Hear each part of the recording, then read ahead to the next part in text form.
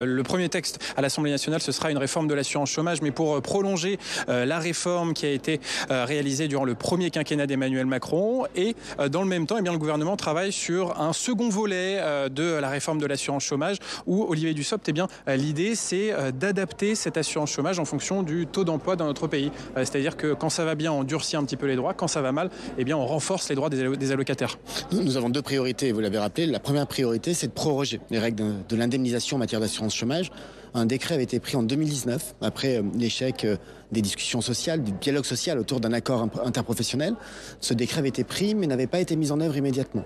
Et la réforme de l'indemnisation de l'assurance chômage n'est entrée en vigueur qu'en 2021, après les périodes de confinement. Aujourd'hui, nous avons besoin de prolonger ces règles jusqu'à la fin de l'année 2023 pour avoir du recul et pouvoir faire une véritable évaluation, mais pour faire aussi en sorte que cette réforme puisse s'appliquer pleinement, notamment la question du bonus-malus, dans les sept secteurs réputés pour avoir des contrats courts et que cette réforme doit encadrer.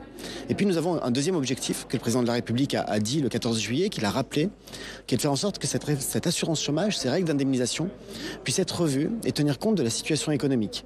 Lorsque nous sommes dans la situation que nous connaissons aujourd'hui, avec des chefs d'entreprise qui n'arrivent pas à recruter, avec 7% de chômage, un peu plus, il est logique, il est normal d'inciter à la reprise et d'inciter à la reprise d'activité.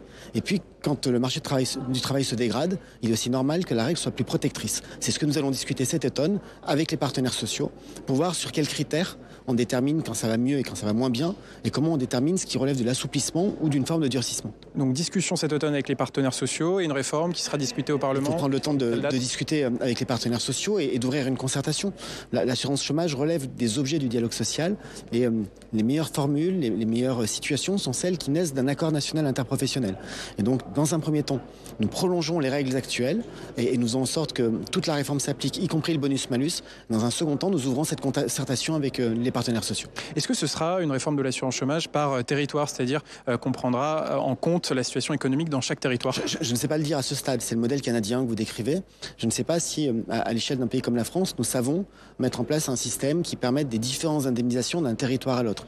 Nous ne sommes pas le Canada. Le Canada a une vertu de modèle dans le sens où c'est un des premiers pays à avoir mis en place des règles qui s'assouplissent quand le marché du travail se dégrade et qui se renforcent lorsque le marché du travail s'améliore. Mais tout ce qui est fait au Canada n'est pas forcément duplicable en France. Alors pour conclure rapidement, une question sur la réforme des retraites où là encore la concertation va se dérouler à l'automne. Mais du côté de la droite sénatoriale, on le dit, dès cet automne, dans l'examen du budget de la sécurité sociale, la majorité de droite sénatoriale votera un report de l'âge légal de départ à la retraite, au moins à 64 ans, a dit le président du groupe LR, Bruno Retailleau. Pourquoi le gouvernement ne suivrait pas ce vote?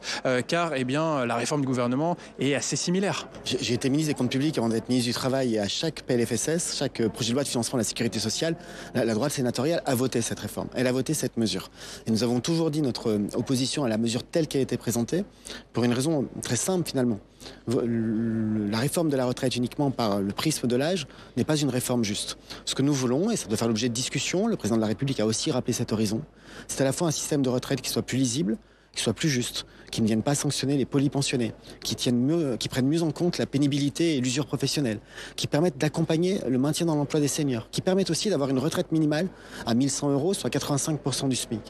Toutes ces mesures d'amélioration ont évidemment un coût dans un système qui est déjà déséquilibré.